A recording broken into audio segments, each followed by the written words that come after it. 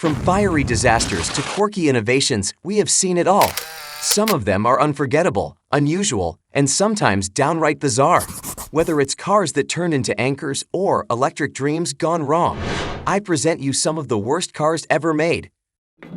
Amid the 1970s stringent emission regulations, American muscle cars, particularly the Corvette, bore the brunt.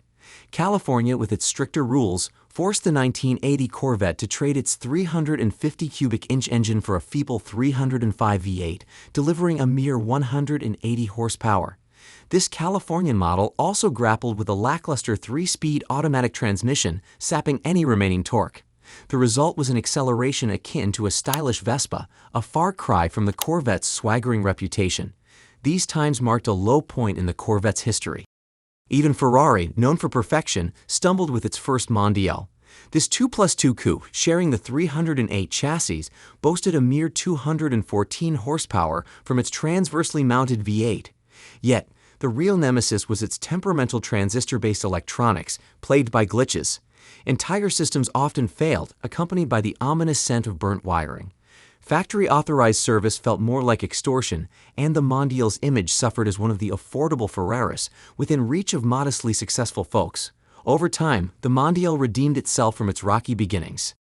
Today, cylinder deactivation, a fuel-saving component, is commonplace. Yet rewind to 1981, the era of nascent semiconductors in onboard computers, and variable displacement was a formidable puzzle. General Motors deserves recognition for venturing into uncharted territory with the V864 engine, but it mirrored the Titanic of engine endeavors. These cars misbehaved, jerking, stalling, and making unseemly noises until frustrated owners disabled the system. For many, it marked their swan song with the Cadillac dealership, a tale of pioneering ambition that hit some rough waters. This V12-powered Super Dune buggy earns its unique place on the list, largely thanks to its remarkable clientele. The Rambo Lambo, a civilian adaptation of a military powerhouse by Lamborghini, found its way into the hands of some unconventional owners. With buyers hailing from Saudi Arabia, Libya, and others, the LM002 became an extravagant choice for sand-cruising oil magnates and questionable figures. This vehicle served as an early harbinger of oversized, inessential SUVs, exemplified by the Hummer H2, and an expression of pure indifference toward fellow road users. John Z. DeLorean, an automotive and fashion icon, departed in 2005, leaving a legacy of 8,582 stainless steel DeLoreans and one iconic time-traveling machine. The DMC-12 project faced a string of misfortunes. As the factory in Northern Ireland finally fired up, issues mounted. The car was heavy, underpowered with its ill-fated 2.8-liter Pinto V6, and came at a high cost. DeLorean's personal woes added to the saga, culminating in a famous undercover encounter. Nonetheless, the Giugiaro-designed DMC-12 remained a symbol of cool. Surprisingly, in August, the company with rights to the name announced plans to craft a limited number of new DMC-12s, a curious twisted time. The name Multipla had a rich history at Fiat, tracing back to the 50s and 60s when they produced a charming microvan based on the Fiat 600. However, the 1998 iteration of the Multipla was a far cry from adorable. Its peculiar design featured high-beam lights at the base of the A-pillars, giving it the appearance of a creature with multiple eyes, resembling an irradiated tadpole. With an odd front end and a bulky, glass-encased cabin perched on small wheels, it was a tragic sight. The lesson: cars should not only perform well, but also be visually appealing. In the mid-90s, advancements in computer-aided design allowed for niche automotive projects previously deemed cost-prohibitive. The Prowler was one such venture, influenced by a retro roadster concept by Chip Foose. Its futuristic aesthetics resembled a dry lake speedster, complete with exposed front wheels and a sleek Hultrod body. However, it faltered in the performance department.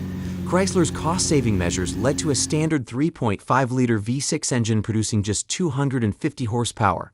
The absence of a manual transmission hindered its ability to lay down the signature hot rubber streaks. The Prowler, despite its promise, failed to live up to its potential. In an intriguing twist, General Motors failed to learn from Chrysler's Plymouth Prowler episode, despite sharing the same town. General Motors' attempt at a custom retro revival resulted in the Chevy SSR, a visually striking hot rod pickup with composite body panels and a convertible top. Regrettably, beneath its appealing exterior, the SSR borrowed its framework and mechanics from General Motors' mid-size SUV program. Consequently, it emerged as a heavy, underpowered, and disappointingly sluggish performance machine, far from deserving the hot rod moniker. Despite later improvements, the SSR couldn't regain its initial credibility, challenging the very essence of hot rodding. A business case doesn't necessarily equate to wisdom. Jaguar found itself in need of an entry-level luxury model to rival BMW's 3 Series and Mercedes-Benz's C-Class. With Ford as its owner, Jaguar had access to the well-received global platform, the Mondeo, known as the Ford Contour in the US, which promised cost savings. However, in the pursuit of transforming a front-wheel drive compact into an all-wheel drive sports sedan, Jaguar grappled with the limitations of platform engineering. The outcome? The English equivalent of Cadillac's unfortunate Cimarron, a gussied-up affront to a once-proud brand and a financial debacle for the company. Despite the X-Type not being a terrible car, young affluent buyers felt deceived, and indeed they were. BMW's esteemed 7 Series flagship sedan embodied the pinnacle of their automotive expertise, flawlessly constructed, impressively fast, and drenched in cutting-edge technology. Yet, 2 flaws tarnished its sheen. The first was iDrive, a complex multifunctional controller that confounded drivers with its convoluted menu system. Engineers' initial response displayed little sympathy for the struggle. Second was its unconventional bangle bustle, a rear design that received mixed reviews, named after its creator, lead designer Chris Bangle. Although BMW has worked to refine iDrive, it remains a source of frustration. The EV1 represented a groundbreaking achievement in the world of electric vehicles, designed by General Motors to meet California's zero-emission standards. It offered remarkable speed, a fun driving experience, and unwavering reliability, sparking hope for a future where sustainable energy sources would replace fossil fuels. However, the real challenge was the gap between aspiration and reality. Battery technology of the time couldn't match the power and durability of internal combustion engines. The EV1, a small 2-seater, didn't align with American consumer preferences, and its production costs were prohibitively high. Regrettably, General Motors' decision to discontinue the program earned them the label of the company that killed the electric car, despite their earlier contributions to EV technology. The inclusion of the Pinto on the worst list might seem almost too easy, but it's not because it was an exceptionally terrible car. Well, not excessively. It's infamous for its unsettling propensity to burst into flames after rear-end collisions. The Pinto finds itself at the end of one of the automotive world's most infamous paper trails, the Ford Pinto memo.